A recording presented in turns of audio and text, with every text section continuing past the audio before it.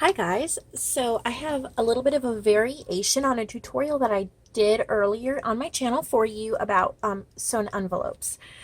So instead of using my envelope punch board, I just folded this book page. So I'm going to show you here. Here's the finished product. Okay, I put eyelets and little charms on them and I stamped. So this one has a little feather charm.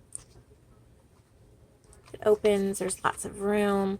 And the weight of the charm helps keep it closed like in a junk journal. And it's stitched closed, and sometimes, the book page rips a little, and that adds to the character, and the sewing holds it in. So there's that one. Then there's this one with the little heart and rose charm with a longer chain on that one. These book pages are from a book from the 1940s called Paul Revere, and it's about Paul Revere, and it's just his autobiography. Not his autobiography, it's his biography. I don't think he wrote his autobiography in 1940. Anyway, so there's this one, and then there's this one. This set of three, this will actually be up in my Etsy shop, and you can click that link below and check them out if you would like them. But I'm also going to do a tutorial so you can make them yourself. So here we go. Here's a book page from the book. You can use any size paper, book pages, scrapbook paper, copy paper, whatever you want. It doesn't matter the size. It's super, super simple. All it is you're going to fold it wherever you want the flap, so it doesn't matter. Wherever you want, however much of a envelope pocket you want, you just fold it there, and then you fold there. Super, super simple. And then I distressed the edges for some extra, effect, make it look a little older, some depth. You can use Tim Holtz Distress ink. I'm just using some brown from the Hobby Lobby brand, Stampabilities. But, you can try different colors, different brands.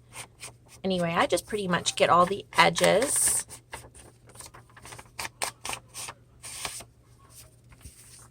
And I try to do front and back, because if you're gluing the back down in a journal or on something, then you're not going to see it. But if you're paper clipping it in, or you're using it as an envelope to maybe put in a gift card or something like that, you will see the back. So I like to keep it versatile like that. Okay, so then once that's done, you're going to sew. So you're going to get your sewing machine and sew here and sew here to make a pocket. Then it is up to you if you want to add any more stitching, but that's what's going to make it the pocket. So what I did here, I'll show you. I picked a place, a corner. I don't know exactly where I started, probably here. And then I stitched, and then I just kept stitching all the way around, and I stitched, and then I stitched around the flap as well. And that's how that looked. And then I took a butterfly stamp. Not sure what the brand is. It might be Graphic 45. It was given to me in some Happy Mail, and it was like outside of its normal packaging, but it is this beautiful butterfly. And I stamped, randomly, like they all have, the butterflies are in slightly different places. Okay, so that's the next stamp. Super easy. You could use any stamp, any color ink. You could emboss it. Lots of different ideas as far as that goes. You could leave the stamping off if you wanted to, but I just wanted to add, a little bit more. So that's that step. And then the next step will be adding the charm. And I did it two different ways. Like with this little feather, I did 3 jump rings connected through the eyelet. But the eyelet has to be close enough to the edge of the envelope in order to do it that way. So it worked okay with this one, but with these two, I had the eyelet set just a little bit higher. So I did a different method, which I will show you here. So I've already placed the eyelet in this envelope. If you're not really sure how to put in an eyelet, then there are so many YouTube videos. You can Google it. You can ask me. I could do a video. That's not the purpose of this video right now. But put an eyelet there. And you could leave the eyelet out and just punch a hole. But my concern with that would be that the charm will pull on the paper and rip it. And you know what? While we're at it, and since we have this one here, let's just put an eyelet in, and then everybody's questions will be answered. Okay.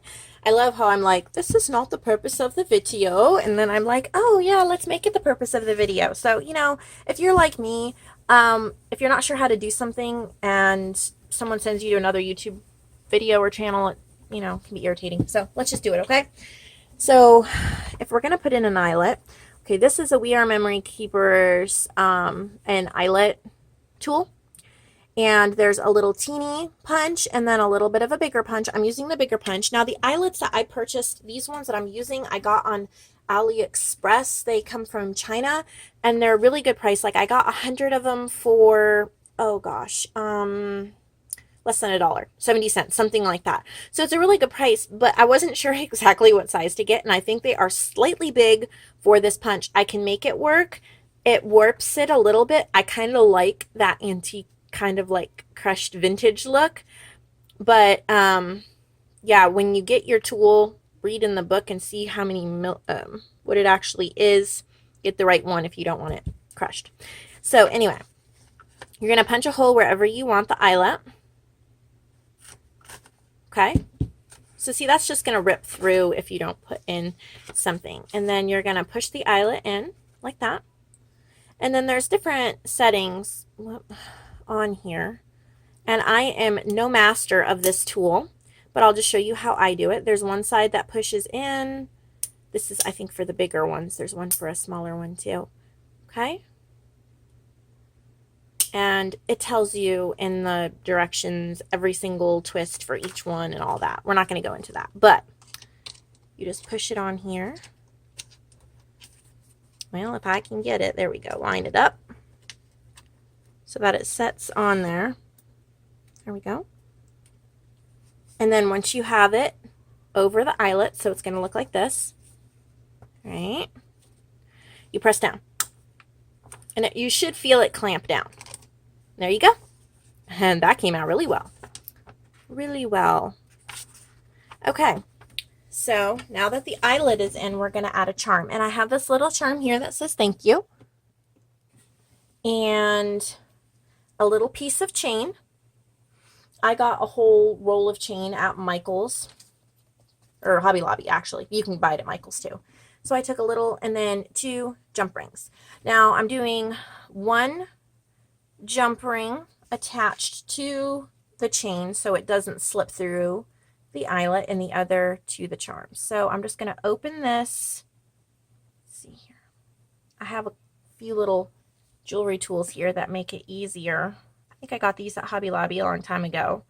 You just want to open one side of the chain a little bit, slip on a jump ring, and then close it. And sometimes it closes really easily for me, and then other times not so much. And today has just been one of those off days, guys. It's like I left my phone at the gym. I forgot to put the flag up on the mailbox. It's just been one of those days. So, but you know what? That closed okay for me. All right, so that is pot 1. And then I thread that through the eyelet like that. Okay, see, now that can't pull through. And then on this side, I take the other jump ring and put it through the charm. Oh. I also take this chain and I thread it through the eyelet. Okay. Kind of make a loop, kind of like you would if you're making a tag and you're threading like ribbon through it. So like that. And now I have a jump ring on this charm. I hope this is all staying semi in focus for you guys, because I can't really look at the screen when I'm doing this. Okay. And then I slip that onto the bottom of the chain, if it'll let me. This takes a lot of practice and nimble fingers, but you know what? I'm not the best at it, but if I keep trying, eventually I'll get it. so I know you guys can too. And you're probably much better at little things like this than I am. There. Okay, that's it. So then if this was stitched up, which I will stitch it up off later, there you go. Make sure that's in frame there. So I hope that gives you guys like a whole lot of ideas. I'll show you some of the other things I tried. Like I tried putting the eyelet in the corner, and I like that, and I'm probably going to use it, but here's the problem. It can't open all the way, and yes, you could slip something in here, but I'm afraid this would rip after a while. So that's, you know, you could maybe put an eyelet down here too and have it hang down. That could be really pretty. So I hope that just gave you some ideas of some ways to make envelopes for your junk journals and add something a little extra special to them. This set of 3, again, I will show you the key, the feather, and the flowered heart. This set will be in my Etsy shop, so you can click the link below and pick that up if you like it. So I hope you enjoyed this tutorial with me and that we all learned something together. Have a great day.